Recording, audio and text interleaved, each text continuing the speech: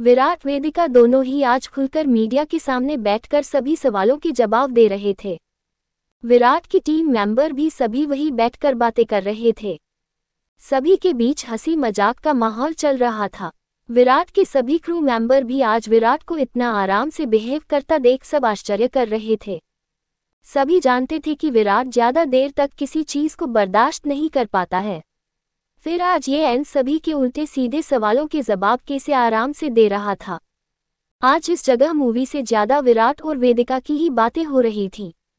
विराट वेदिका का हाथ पकड़े हुए बैठा था। वेदिका इस चीज को देखकर अंदर ही अंदर खुश हो रही थी। Smiling face. सवाल करते करते एक रिपोर्टर ने वेदिका से पूछा, अच्छा मैम, आप और विराट सर पहली बार कहाँ मिले थे? वैदिक हंसकर उसके सवाल का जवाब देने ही वाली थी कि बीच में विराट बोला, इस सवाल का जवाब मैं दूंगा। और इतना बोल के विराट अपना मुंह सच बताने के लिए खुलने ही वाला था कि वेदिका ने उसकी बात काट दी और कहने लगी, असल में हमारी शादी बचपन में ही तय हो गई थी। हमारे पेरेंट्स ने बचपन में ही रिश्ता तय कर दिया था। वेदिका इतना कह के विराट को आंखों ही आंखों में कहने लगी, क्या करने जा रहे थे? लोगों को हमारी शादी का सच बताने जा रहे थे। विराट वेदिका की आंखों में देख के हल्का सा मुस्कुरा दिया और प्यार से वेदिका के गाल पे हाथ फेरने लगा। वहां बैठे सभी लोग वेदिका और विराट की इस प्यार भारी ट्यूनिंग को देख के हल्के से बोले, कितना प्यार है दोनों में। विराट जहां सारी दुनिया के आगे एक गुस्सैल और सख्त इंसान के रूप में जाना जाता है, आज अपनी बीबी वेदिका के आगे उतने ही प्यार से पेश आ रहा है। एक मीडिया कर्मी बोला, अच्छा मैम, हम वीरत्व को जानते हैं, जहां तक तो वो बहुत सख्त मिजाज और थोड़े गुस्से वाले हैं। Smiling face. तो क्या आपको भी इनके गुस्से का शिकार होना पड़ा है?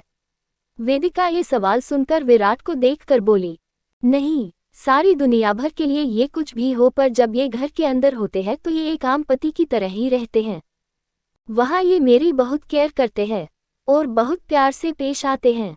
मुझे तो नहीं लगता कि ये गुस्सैल हैं। वेदिका ने बहुत ही प्यार से जवाब दिया। सभी लोग वेदिका की बात सुनकर विराट के लिए तालियां बजाने लगे। ... सब लोग हो करने लगे विराट को देखकर। Smiling face turn out. Virat भी हल्की सी हंसी और शर्माहट के साथ वेदिका को देखकर बोला, क्या तुम भी वेदिका? Smiling face. अभी सभी लोग विराट को चिढ़ा रहे थे। तभी रिपोर्टर ने विराट का नाम लेके कहा, विराट सर, मेम ने तो अपना बता दिया, अब आप वेदिका मेम के बारे में बताओ। क्या ये कभी आपसे गुस्सा होती है? मेरा मतलब ये कैसे बिहेव करती है? कभी किसी फिल्म के सीन में किसी हीरोइन के साथ आपको रोमांस करते देखिए कुछ कहती नहीं है। ... ये सवाल तुमने सही पूछा। असल में ये बात तो मैं खुद बताने वाला था। ये जब भी इसी कोई न्यूज या कोई सीन देखती है तो देखते देखते कभी मुझे देखती तो कभी सीन को, फिर नाखून और दांत चबाते हुए कहती है, सुनो विराट, ये सब इतने पास से करने की जरूरत क्या थी? और इतना कह के विराट वेदिका को देखने लगा, जो खा जाने वाली नजरों से विराट को ही देखे जा रही थी। पाउटिंग टंग आउट। वेदिका धीरे से बोली, विराट, कुछ ज्यादा नहीं हो रहा है ये सब? विराट वेदिका कुछ देर नजरों से बात करने लगे। दोनों को इस तरह खुद में खोया देखकर विराट की फिल्म के डायरेक्टर बोले, अरे विराट भाई, वेदिका अलावा भी यहाँ और भी लोग बैठे हुए हैं, तो जरा उनका भी ख्याल करो। ये सवाल कुछ देर ऐसे ही चलते रहे। आज विराट अपनी नाराजगी भूलकर वेदिका से खुलकर सबके सामने बात कर रहा था। दोनों एक दूसरे की छोटी मोटी बातें बता रहे थे।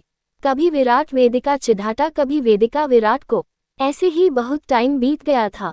बातों ही बातों में वेदिका विराट की पोल खोलते हुए कहती है, वैसे मैंने आप सबको एक बात नहीं बताई, विराट जब भी गुस्सा होते हैं तो अपने डायरेक्टर सर को बहुत उल्टा सीधा बोलते हैं, जैसे कि आज इतना सीन लेट करने की जरूरत क्या थी, या फिर ये सीन इतना लंबा करने की क्या जरूरत थी। टंग आउट। वेदिका की बात सुनकर विराट गुस्से से और थोड़े प्यार से देखने लगा। पाउटिंग। वेदिका बोली, क्या हुआ, गलत कहा कुछ? विराट मुंह बनाकर बोला, स्मर्क, तुम्हें ना बेडरूम की बातें बाहर शेयर ना करो। और ऐसा कह के विराट ने हल्की सी चपेट वेदिका सिर पे लगा दी। दोनों इस पल को बहुत एंजॉय कर रहे थे। ... दोनों को इस तरह मस्ती करते देख एक रिपोर्टर बोली, मेन एक सवाल, जब आप और विराट सर रूम में होते हैं तो रूम का माहौल कैसा होता है? मेरा मतलब लोग आप दोनों के बेडरूम सीक्रेट जानना है सभी लोगों को। तो क्या आप कुछ बताएंगी? उस रिपोर्टर ने थोड़ा झिझकते हुए कहा। Kissing kissing hushed face dot. हमारे बेडरूम का सीन कुछ ऐसा होता है, विराट चाहे कितने भी लेट आए पर पलकों पे नींद जा भी आती है जब वो मुझे आकर एक बार प्यार से हाग नहीं कर लेते। और अगर मैं सो भी रही होती हूँ तो ये चुपचाप आकर बिना मेरी नींद खराब किए चुपचाप कमर पे हाथ रख कर लेट जाते हैं। डॉट। और फिर कुछ देर सोचकर बोली, रोमांटिक तो आप विराट के फिल्मों में ही देख लेते हो, तो असल में तो उससे ही बेटर होंगी, ये तो सभी जानते ही होंगे। वेदिका ने थोड़ा शर्माते हुए कहा। Smiling face. सब लोग इतना सुनते ही एक बार फिर से जोरदार हूटिंग के साथ सिटियां बजाने लगे। Smiling face. विराट वेदिका भी दोनों ही सबको इस तरह की हरकत पे शर्मा गए थे। वो दोनों सो दूजे के सिर से सिर लगाकर एक दूजे को देखने लगे। उन दोनों के प्यार भरे इन पलों की कुछ तस्वीर कैमरा वालों ने कैद कर ली थी। अभी भी सब लोग वेदिका और विराट को ही देख रहे थे।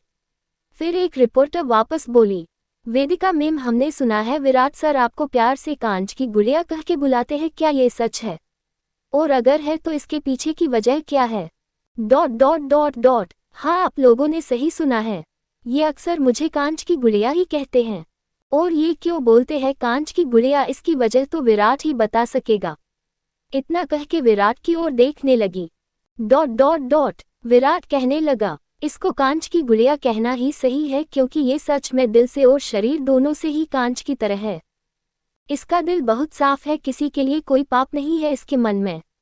पर अगर कोई इसको छोड़ पहुंचता है तो इसका दिल कांच की तरह ही जल्दी से टूट जाता है। जैसे कांच में हमारा अक्स दिखता है, वैसे ही इसके अंदर इसका अक्स दिखता है, और इसके अक्स के अंदर ही इसकी सच्चाई दिख जाती है। इसलिए मैं इसको कांच की गुड़िया कहता हूँ। विराट की बातों सुनकर सभी लोगों को वेदिका के लिए और भी ज्यादा प्यार आने लगा। खैर, बातों का सिलसिला खत्म हुआ, सभी के जाने का टाइम हुए। रात के करीब 1 बजे वो लोग फ्री होकर घर आए। घर आते ही विराट का वही गुस्से वाला लुक आ गया। वेदिका चेंज करके बेड पे सोने आई। पीछे आता हुए विराट बोला, वहाँ प्रीमियर की कॉन्फ्रेंस में जो प्यार भरी बातें थी ना, बस मीडिया को दिखाने के लिए थी। तुम उसे ये मत समझ लेना कि मैं कुछ भूल गया या तुमको माफ कर दिया, तुम्हारी गलती को माफ कर दिया।